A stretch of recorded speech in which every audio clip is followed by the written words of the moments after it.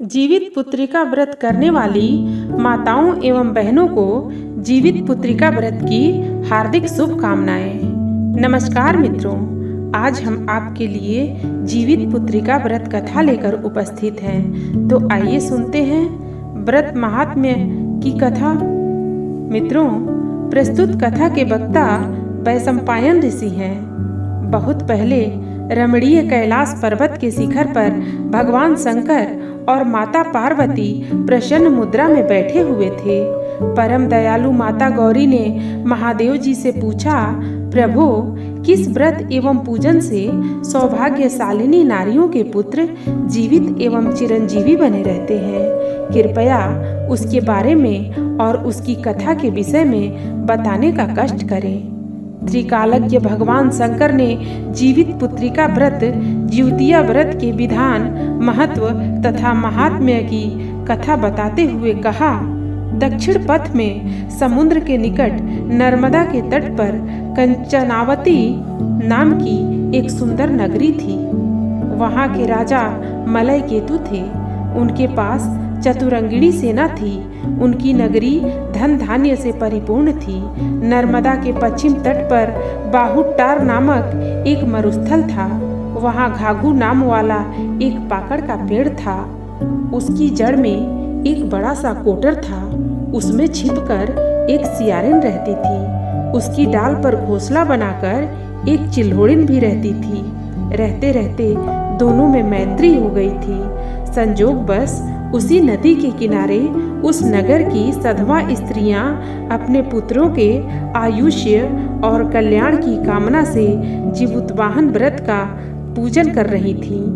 उनसे सब कुछ जानकर चिल्होड़िन और सियारिन भी व्रत करने का संकल्प कर ली। व्रत करने के कारण भूख लगनी स्वाभाविक थी। चिल्होड़िन ने भूख सहन कर रात बिता ली, परंतु सियारिन भूख से छटपटाने लगी।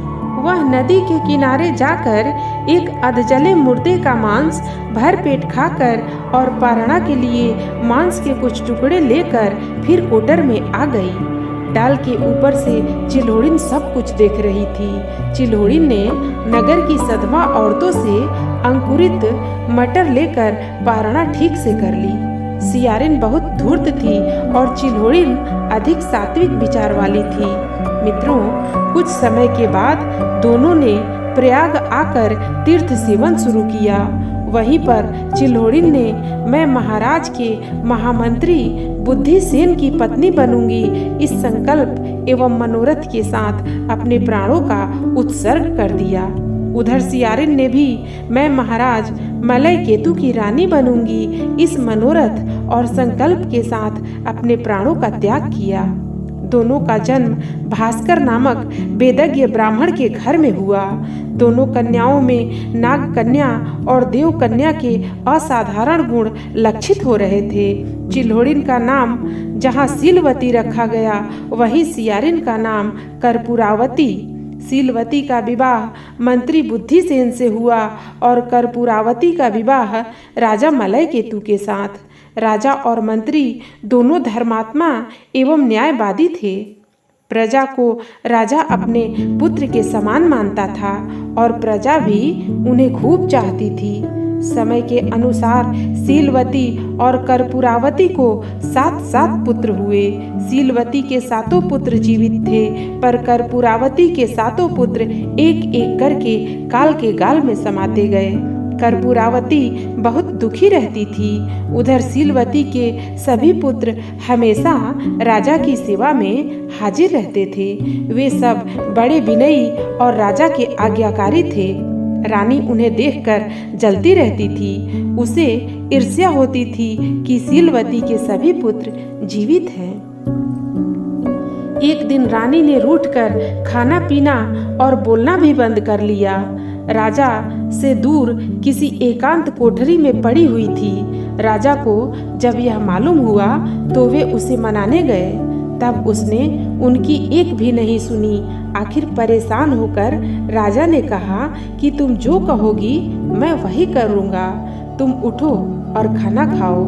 यह सुनकर उसने कहा कि यदि यह सत्य है तो अमुक दरवाजे के पास एक चक्र रखा हुआ है, आप सीलवती के सभी पुत्रों का सिर काट कर ला दीजिए। ऐसा नहीं चाहते हुए भी राजा ने आखिर वही किया जो रानी चाहती थी। रानी ने 7 बांस के बने डाला में एक एक सिर रखकर और उसे कपड़े से ढककर सीलवती के पास भेजा। इधर जीमूत वाहन ने उनकी गर्दन को मिट्टी से जोड़कर एवं अमृत छिड़ककर उन्हें जीवित कर दिया। सौगात के रूप में भेजे गए सभी सिर ताड़ के फल बन गए। यह जानकर रानी तो आग बबूला हो गई। वह क्रोध के मारे अत्यंत कुपित हो गई और डंडा लेकर सीलवती को मारने पहुंच गई। लेकिन भगवान की दया से सीलवती को देखते ही उनका क्रोध शांत हो गया। सीलवती उसे लेकर नर्मदा के तट पर चली गई। दोनों ने स्नान किया। बाद में सीलवती ने पूर्व जन्म की याद दिलाते हुए उसे बताया कि तुमने सियारिन के रूप में व्रत को भंग कर मुर्दा खा लिया था। उसे सब कुछ याद आ गया।